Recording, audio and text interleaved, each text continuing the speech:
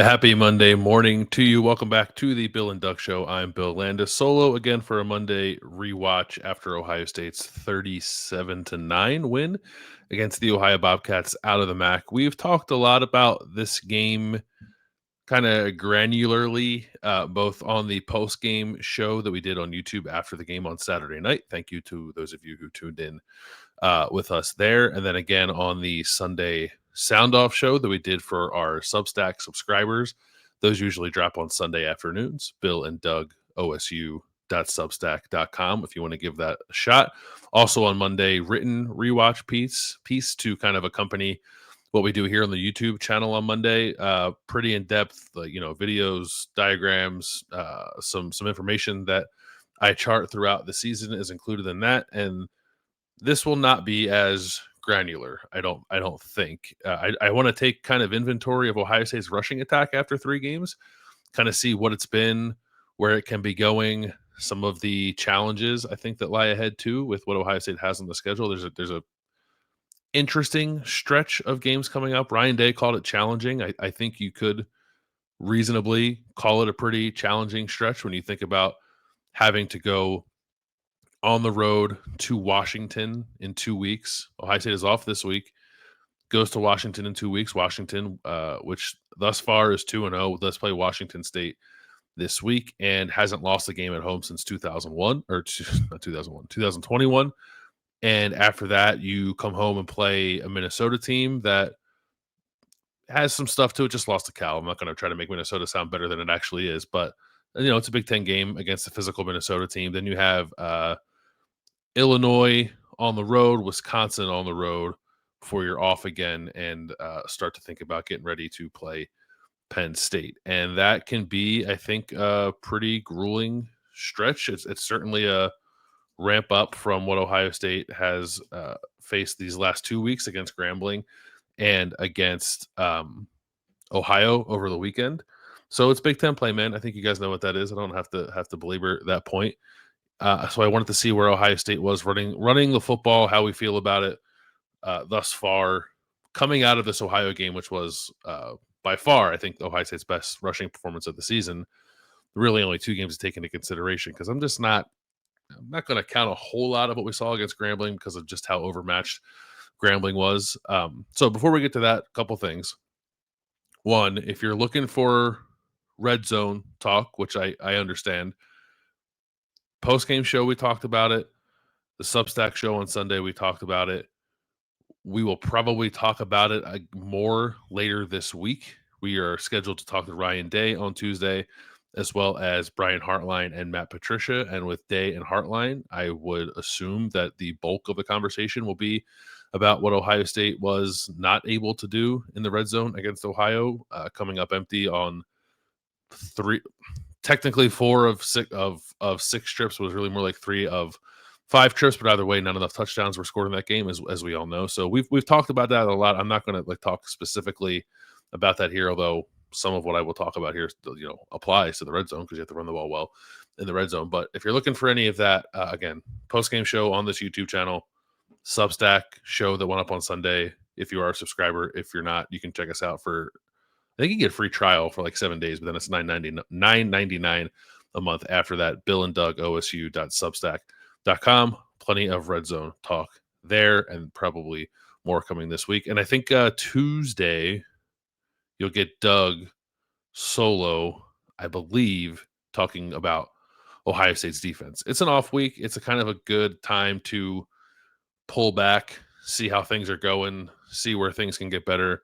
So, I have talked about the offense the last 2 weeks here on this, or last week and now this week on this Monday show. Doug's going to talk about the defense a little bit on Tuesday and try to put that into a national context. But all right, let's talk about Ohio State's rushing attack.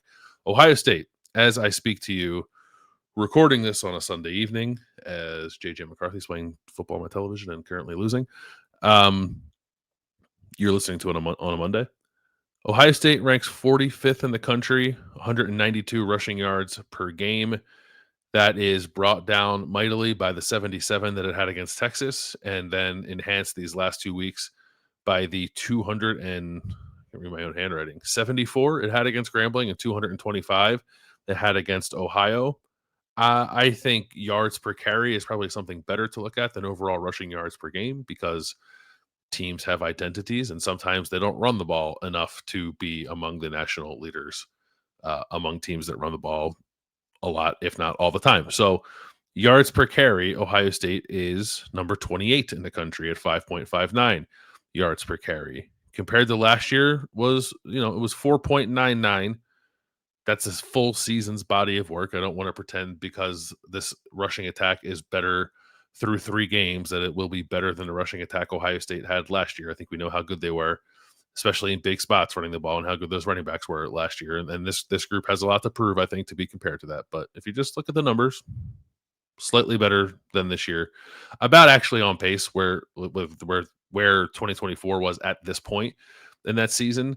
Again, Texas not great, 2.26 yards per carry in that game, 7.21 against Grambling, 7.26, so slightly better against Ohio. I was trying to look at the last time Ohio State has had back-to-back games where it's averaged more than 7 yards per carry.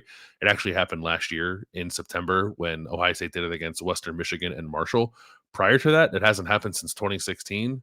Again, I'm not making too much of that. You just kind of look for trends. It was Grambling State and Ohio, so take it for what it's worth. But I think it's been good at the very least to see Ohio State iron some stuff out with this rushing attack.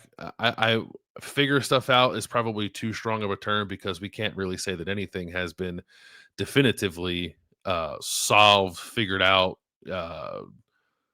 repurposed, directed, whatever in the right way until Ohio State starts playing some better competition again, and that'll happen here soon. I'll tell you about these run defenses in a minute that Ohio State is about to face, but to see some explosivity with the run game the last 2 weeks has been good.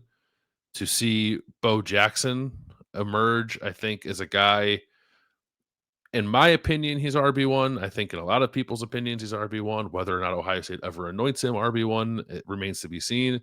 But I think the fact that he was on the field in the first half against Ohio after doing what he did sort of in garbage time against Grambling and flashing the way he did is an indication of what his role in the offense is going to be moving forward, how Ohio State views him moving forward. Because I will be honest, I was not super confident that that game against Grambling was going to lead to an immediate increased role in this game against Ohio. I figured Jackson would probably play against Ohio if Ohio State found itself up by a couple of scores in the second half.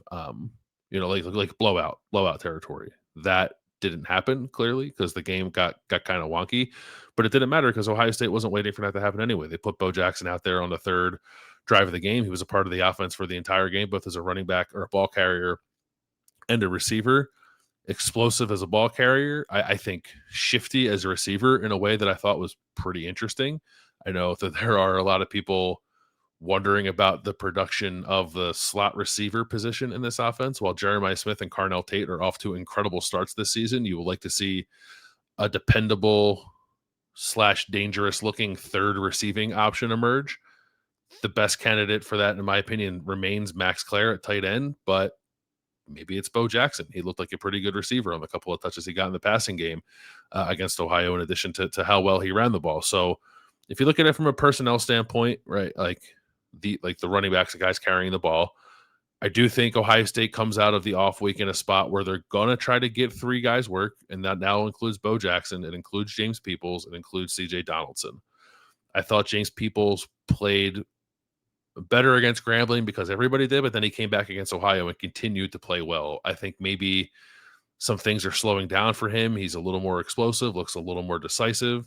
Some of the zone runs, in particular, like outside zone, seem to suit James Peoples maybe a little better than some of the inside runs that he was perhaps struggling with a bit against Texas. I also want to be cognizant of that being a pretty big spot for a guy who's never played much in the way of high leverage snaps before. So that, if he was not 100% what he's going to be in that game, I think it's understandable.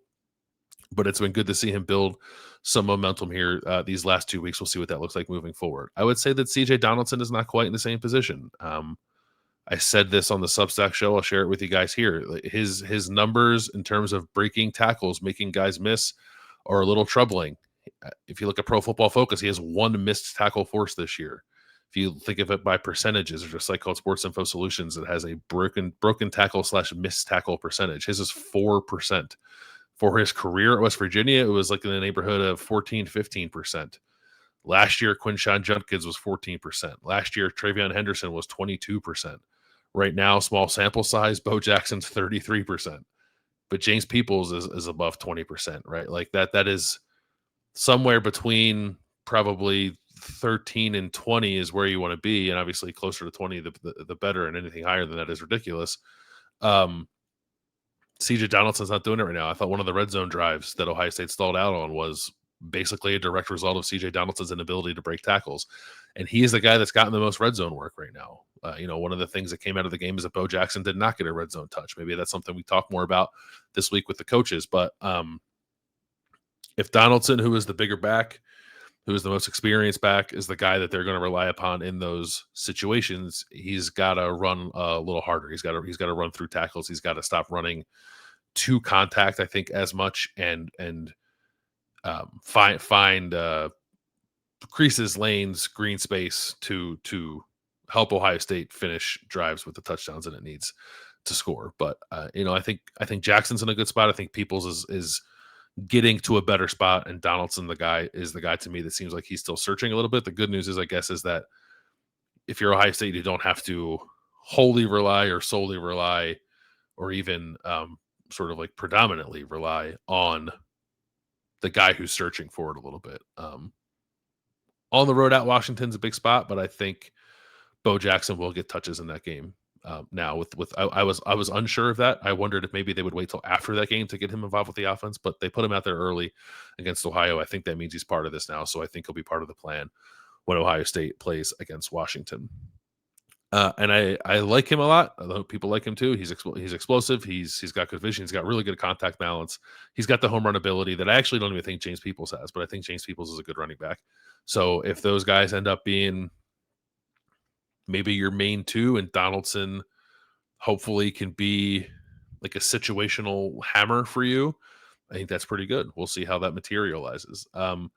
From a schematic standpoint, and I'm not going to like try to get too in the weeds here, but I just think it's interesting to watch a run game evolve and what teams over time choose to kind of hang their hat on. And that is always, I think, a bit of a fact-finding mission for a team as it comes into the season. There have been seasons really prior to last year and Chip Kelly's arrival. Ohio State has been heavy zone running team. Inside zone, outside zone, a lot of outside zone. Chip Kelly arrived last year, and give credit where it's due. I think with Justin Fry, who had been on Chip Kelly's UCLA staff before he came to Ohio State, mixed in some of more gap schemes, just a little bit more run game variety, and then Chip Kelly really kind of jazzed it up last year with some of the stuff he was doing. I have found it encouraging through 3 games that with a new run game coordinator in Tyler Bowen, that variety has mostly remained in place. It doesn't all look exactly the same, but if you think of variety as boiled down to its base level as a balance between zone scheme and run scheme and formational decisions and things like that, I actually think the run game balance has been pretty good, if not very good so far. The execution hasn't always been great. Certainly wasn't great in the Texas game. But there's like ideas and execution, and eventually the two have to marry for you to have a really good run game. And I think that happened for Ohio State last year. Has not always happened in Ryan Day's tenure. Really good. I think really good running the ball last year. Excellent running the ball in his first 2 years when he had Justin Fields at quarterback, J.K. Dobbins in 2019, and Trey Sermon in 2020. And between 2020 and last year, not so good, right? And I don't think I've never sort of subscribed to the idea that if you are a pass first offense, which Ohio State has been every year except for by percentage of plays, except for last year and 2019, that you can't be a good running team. So when the Ohio State's not, I think I've tried to go out of my way to point that out. And it's far too early to say, like, is this team going to have that issue or not? I don't know. I think you can come out of the Texas game and think like, well, I don't know. That doesn't look great. But you also can't take the successes of the last 2 weeks and say, like, see, they're awesome now, right? Like the caliber of opponent. does matter. And I have seen some questions of like, is this going to be like the 2018 offense that could throw it on anybody, but couldn't run it when it needed to? My answer to that would probably be no, because I think they are better. I'm trying to remember who's on the team. Better off at running back, because in like 2018, you had guys sharing a workload and they were like kind of in their own heads, and neither one of them were kind of putting their best foot forward. And also, I don't think that offensive line was very good. I think this offensive line is better than that offensive line and these running backs, um, because it's sort of like a core program principle now to share the workload in that way, that they'll better navigate it than those guys did back then. So I don't think I compare it to 2018. Um, 2022, they actually went like a god awful rushing team. Maybe that could be the best example. I think it'd be better than 2023 when they weren't a great rushing team either. And I don't know that it'll be quite as good as last year. I don't know that any of the backs right now are as good as Travion Henderson and Quinshad Judkins were, especially by the end of last season. So I want to like get that out there, because those are big shoes to fill. But I think the pieces are there for the run game to be like a solid, if not pretty good complement to what will be this offense's calling card, which will be Julian Sayin and throwing the ball to Jeremiah Smith and Carnell Tate. No one is under any disillusions that any something other than that would be the case. This is very much going to be a pass first team this year and next year, with Julian Sayin as its starting quarterback and Jeremiah Smith around for the next 2 years, and who knows, maybe Carnell Tate's around for the next 2 years. We'll see. So it's more about, can the run game complement the passing game? Can it be efficient? Can you find ways to be explosive running the ball and not merely threaten teams explosively by throwing the ball? And I don't think Ohio State, or I don't think anyone who's watched Ohio State, myself included, is in a place to say like definitively yes that it will be. But I think the last 2 weeks, and especially this past week, and maybe it's just mostly like the emergence of Bo Jackson, are encouraging. It's like the combination of the emergence of Bo Jackson, what I would consider some settling in from James Peoples, and consistently, like scheme wise, I think like some pretty good ideas on how to run the ball, and not just on how to run the ball, but how to pair play action pass with that, how to pair run pass options with that. Right? We've seen, I think, some more RPOs as part of the plan the last 2 weeks. Now Ohio State has a chance with an idle week this week, and then 2 full weeks really to prepare for Washington and go on the road for a tough Big Ten test to kind of build all that out and see what it can look like. So am I sitting here telling you on Monday, September 15th at Ohio State, it's all gravy, they have a great rushing attack? No. But I kind of like the pieces, especially if Bo Jackson is part of this. I even like what Isaiah West did, but I'm not going to bang the table for 2 freshmen. We're going to get one at least, and we'll take that, I suppose. Before we wrap, I do want to tell you just this stretch coming up, right? And again, like, it's early season, these numbers will level out. Some of these teams will not be where they are right now, but these 4 games against Washington, Minnesota, Illinois, Wisconsin. Washington actually does not have a great run defense. Well, it's like middle of the pack early in the season, but it hasn't been as stifling as the others that are coming up. Minnesota currently is 3rd in the country in rushing defense, yards per carry, 1.77. They have played 1 game against a power team. It was Cal. They lost that game, but they have held every team they played under 100 yards. Wisconsin is number 5 in rushing defense, yards per carry at 1.93. They have played 1 power conference team. It was Alabama. They lost, but they have held every team they played under 100 rushing yards. And Illinois is number 17 in rushing defense, yards per carry, 2.64. They have also 1 power conference opponent. It was Duke. They did hold Duke under 100 yards. One of their games, one of their opponents did get over 100 rushing yards, but their run defense has likewise been solid. So I guess I mentioned that only to say we've seen 3 games of this. 1 against what might be the best defense in the country outside of Columbus and Texas. Was not great. It was week 1. That's not surprising. The last 2 weeks have been good. We will have a ton more data and a much better idea of where Ohio State is running the ball after this 4-game stretch. Going into the second off week, preparing for that game against Penn State on the first Saturday in November.